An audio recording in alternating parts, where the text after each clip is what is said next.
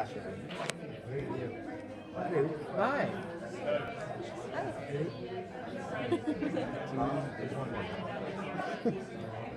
Is a good song playing right now? Yeah. You want me to play it? Fuck yeah. It's a new Blink. Okay, diving right in. Scott has been thinking about leaving Beacon Hills. We've heard a little bit about this, and maybe what he's doing after high school. How hard is that for him to possibly leave Beacon Hills in somebody else's hand? Does he feel a responsibility that just ties him to the town? Oh, absolutely. Scott feels he is the protector of this town.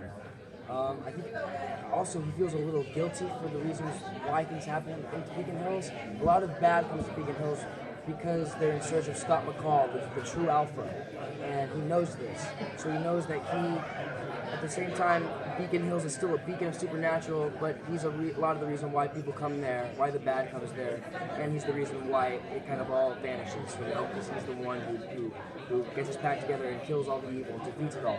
So it's kind of a bittersweet thing. He wants to make sure that Beacon Hills is going to be safe, but he's also a little nervous that it won't be safe without him. So his thought process is to make sure that his protege, Liam, is going to be ready in order to take the place of himself if he leaves, So it's still up in the air, but he's got backup plans.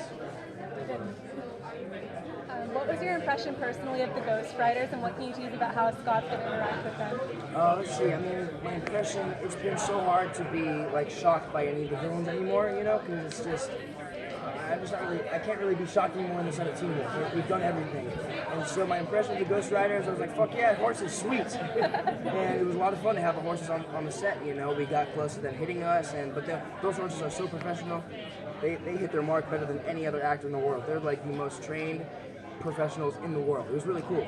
What was the second part of your question? How is Scott going to interact with them? How's Scott going to interact with them? The same way that he interacts with every villain. He figures them out. He's like, okay, let's break it down. Let's figure out who the hell these people are. And then he's like, okay, now let's figure out how the hell to kill them. But without actually killing them, because I'm a good guy and I don't kill people. And then, I mean, that's it. His interaction with them kind of depends on how they approach him. And there's a lot of things I don't want to give away about that, but. Scott will try to defeat them once again. So, Teen Wolf has been such an inclusive show. I mean, there's been gay characters, there's been people of color. How does it feel to be a part of that? Oh, dude, fuck, I love it, man. My whole life, all I'm about is just showing people that be yourself, stop being an asshole, don't be mean to people for no fucking reason. And I love that Teen Wolf. And the cool thing about it all is that we do it effortlessly. It's all natural, We don't try to be like, oh hey, we're putting a gay couple yeah, it's not here. like pandering. Exactly. It's not pandering. It's just natural for us because we love that shit. It's who we are. We're advocates for the human race, no matter who you are. And I just really like that people actually acknowledge it and take note of it from our show, and that's the way it should be. I mean, it's like kind of an allegory sometimes, it feels like, because, when as a supernatural creature, you become like this outcast, you're hiding parts of yourself from people, so it's like, it becomes a question of identity.